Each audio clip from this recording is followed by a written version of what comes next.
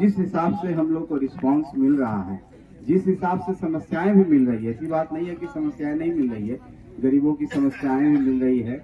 और हम लोग का उत्साह, उन लोग का देख करके हम लोग का भी उत्साह बढ़ा है।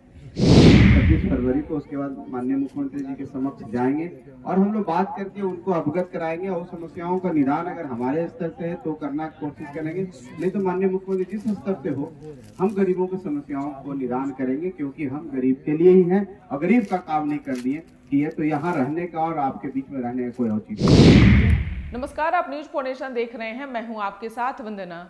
बिहार के पूर्व मुख्यमंत्री जीतन राम मांझी का नीतीश कुमार के प्रति दर्द छलका है और जीतन राम मांझी ने बीते दिन जिस तरह से मीडिया से बातचीत के दौरान अपने 9 महीने के शासनकाल को दोहराया और साथ ही साथ नीतीश कुमार के सामने बड़ी मांग रख दी। उन्होंने कहा कि हमारे बेटे को मुख्यमंत्री बनाया जाना चाहिए और जिस तरह से लगातार नीतीश कुमार उत्तराधिकारी के तौर पर तेजस्वी यादव का नाम लेते रहे हैं, अब ऐसे में जीतन राम मांझी ने अपने बेटे का नाम जो है वह आगे किया है। फिलहाल जिस तरह से नीतीश कुमार लगातार समाधान यात्रा पर थे, लेकिन अब कहीं ना कहीं जीतन राम मांझी उस पर भी सवाल खड़ा किए हैं और खुद यात्रा पर निकल गए हैं।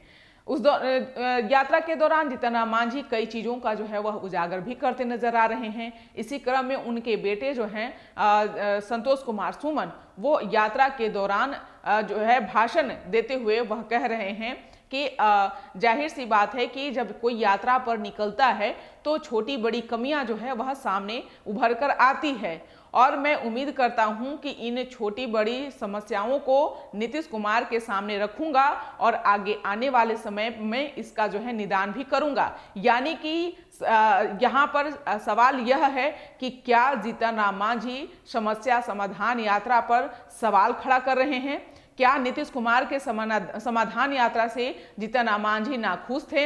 यही कारण है कि समस्या समाधान के बाद जीतन राम मांझी समस्या ढूंढते चल रहे हैं और समस्या का झोली जो है नीतीश कुमार के सामने पटकने वाले हैं।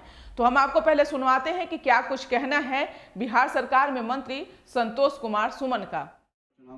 विधानसभा सत्र के बाद तो अभी जो समस्याएं होंगी हम लोग 26 का जब कार्यक्रम समाप्त करेंगे, 26 फरवरी को उसके बाद माननीय मुख्यमंत्री जी के समक्ष जाएंगे और हम लोग बात करके उनको अवगत कराएंगे और समस्याओं का निदान अगर हमारे स्तर से है तो करना कोशिश करेंगे, नहीं तो माननीय मुख्यमंत्री जिस स्तर पे हो हम गरीबों की समस्याओं को निदान करेंगे, क्योंकि हम गरीब के लिए ही हैं और गरीब का काम नहीं कर दिए तो यहाँ रहने का और आपके बीच में रहने का कोई औचित्य नहीं है। ये हमारा मैनिफेस्टो है, ये हमारी यूएसपी है जिसको आप कह सकते हैं, यही हमारी कार्य करने की शैली है और इसी उद्देश्य के साथ हम लोग आगे बढ़ रहे हैं।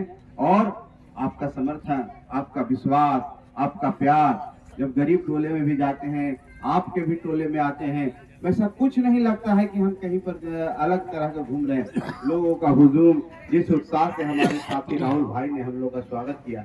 ये राहुल बोल रहे हैं कि हम लोग छोटे लोग हैं, कभी कार्यकर्ता को छोटा बड़ा नहीं होता है, दिल से व्यक्ति बड़ा और छोटा होता है और कर्म से बड़ा होता है, छोटा होता है।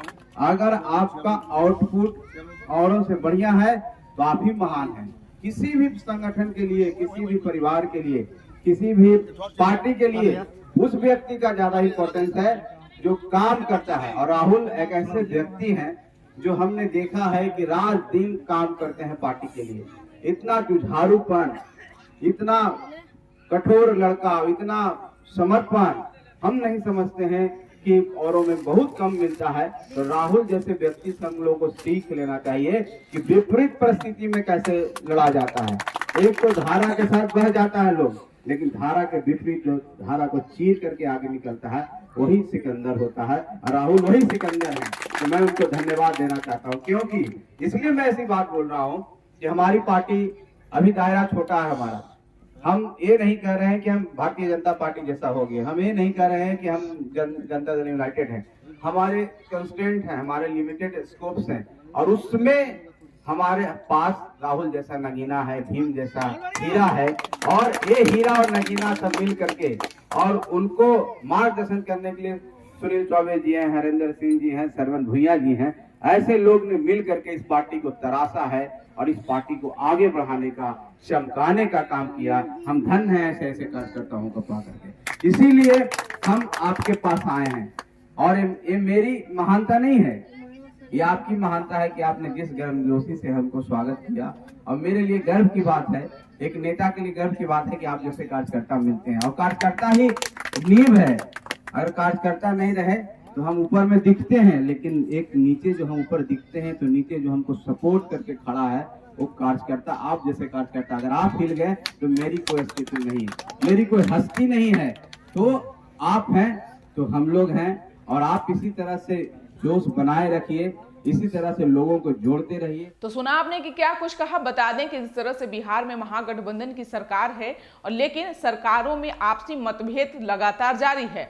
जो दल शामिल हैं साथ महागठबंधन में, उनमें आपसी सहमति नहीं बन पा रही है। यही कारण है कि देखिए जिस तरह से समाधान यात्रा को लेकर के लगातार सवाल खड़ा करते रहे हैं खुद महागठबंधन के घटक दल। अब ऐसे में जीतन राम मांझी का यह यात्रा क्या बिहार में रंग लाएगा, यह तो भविष्य के गर्भ में है। इस कर बस इतना ही। बने रहिए न्यूज़ फाउंडेशन के साथ। तब तक के हमारे चैनल को सब्सक्राइब नहीं किए हैं तो कर लीजिए। धन्यवाद।